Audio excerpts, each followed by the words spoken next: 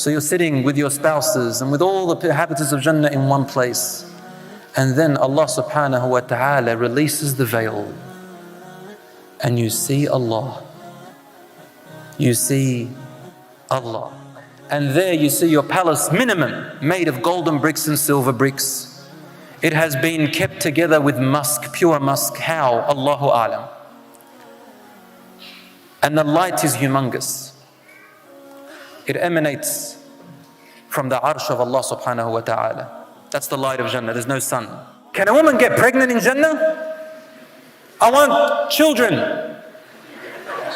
He was a Bedouin. That's how they used to ask their questions. The Rasul says a woman gets pregnant in 1 hour and gives birth and returns back to the way she was as if she was untouched. And there is no agony or pain if you want children. With their Lord are many paradises. Jannat is a plural for Jannah. Jannat is plural for Jannah. Allah subhanahu wa ta'ala has installed many, many gardens for one single person, beneath which rivers flow. The standard look of Jannah, if you were to look at the floor, you know when you go outside and you walk and there's pebbles under you, you just sort of kick them aside. In Jannah they are pearls and diamonds. When you see your wife in Jannah, you're going to look at her and think, oh my God, it's the Hur al-Ain, Allahu Akbar. One thread of her hair, if it were to be shown on the earth, it will light up more than the sun. In the hadith, if she spat in the ocean, it will turn it all sweet. My brothers and sisters in Islam, the palaces are humongous. I can't even describe how big they are. One room in there, on standard level, standard, is about 60 miles long.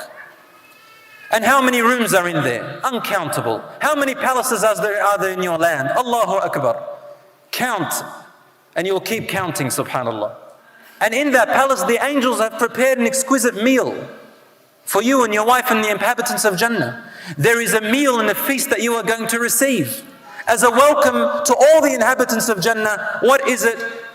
First of all, you get appetizers. As in the hadith, the appetizer is, and be patient with me when you hear it, it is the most tender part of the liver of a whale. And when you say meat, or when you say all these things in Jannah, it tastes nothing like over here. And then you have tours, guides, who show you around Jannah. You come past these special rivers, they are 4 of them. And they exist throughout Jannah for all the inhabitants of Jannah. Let alone the rivers that are specifically for you. You have your own rivers, and you have rivers for all the people of Jannah who drink from. They are rivers of milk, a river of water that never goes off, a river of honey that is pure, and a river of wine.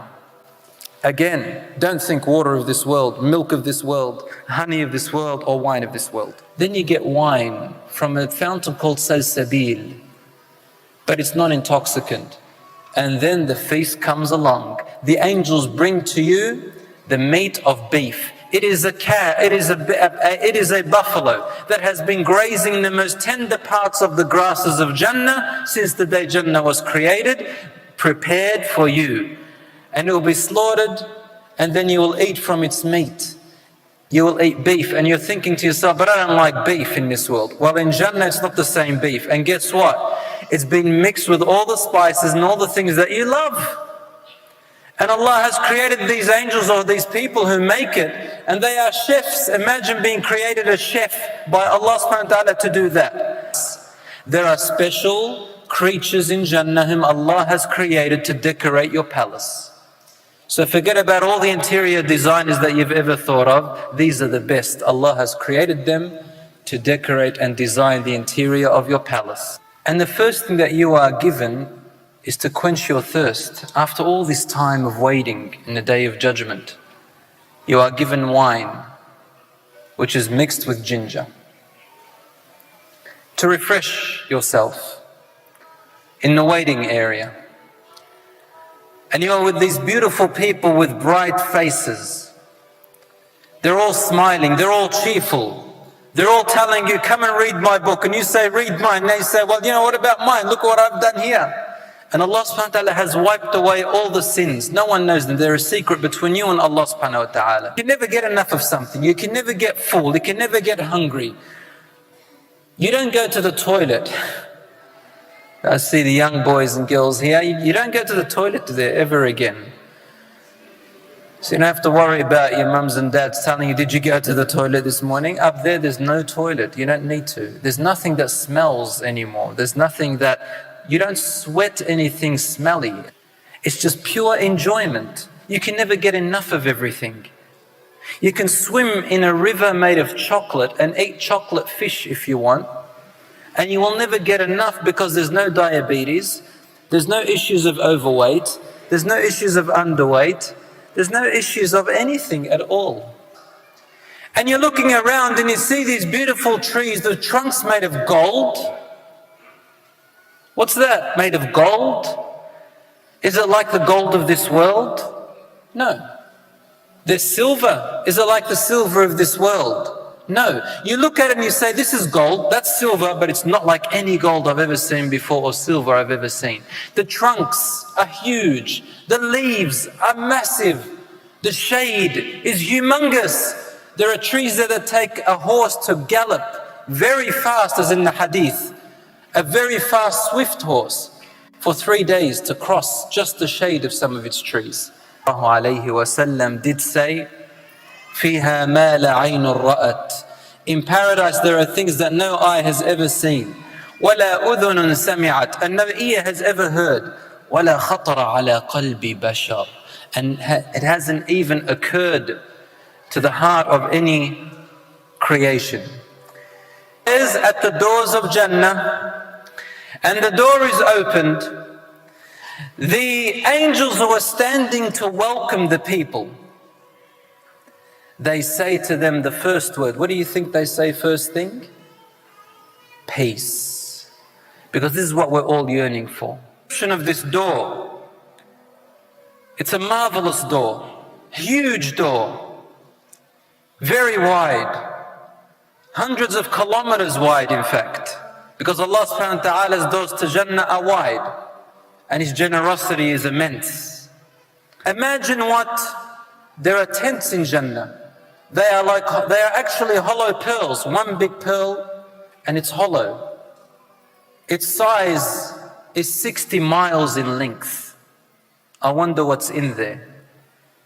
Another man called out and says, Ya Rasulullah, what about plantation? Can I farm in Jannah? The guy wants to farm and plow and dig and plant.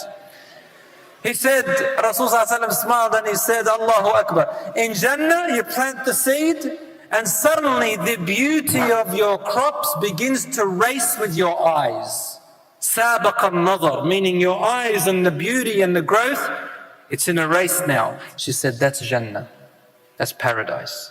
Can't you see there's no difference between whites and blacks? There's no harm. The children are playing around the lion and the lion is playing with the butterfly. It's beautiful and peace. I said, paradise, there is no more work. There is no more worship. None of that ever again. When you see Allah subhanahu wa ta'ala, you forget all the beauty that you have ever seen until this point. Allahu Akbar. And what could describe the beauty of Allah subhanahu wa ta'ala? Nothing. Nothing. Allah says in the Quran, وَجُوهٌ يَوْمَئِذٍ نَاظِرَةٌ إِلَىٰ رَبِّهَا نَاظِرَةٌ. On that day, faces will be bright, looking at their Lord, Allah subhanahu wa ta'ala. And Ibn al-Qayyim says in his beautiful poem, but in English it doesn't sound nice. What he says is, they look at their Lord and suddenly there is no more beautiful thing that they have ever laid their eyes on after what they have laid their eyes on already from the beauty of Jannah than the sight of the Lord subhanahu wa ta'ala. When you see Allah subhanahu wa ta'ala, you forget all the beauty that you have ever seen until this point. And Allah subhanahu wa ta'ala is aware, watching everyone. Brothers and sisters in Islam, you've all heard about paradise, you've all heard about Jannah. And some people think of it as a fantasy. They can't really grasp the reality of it.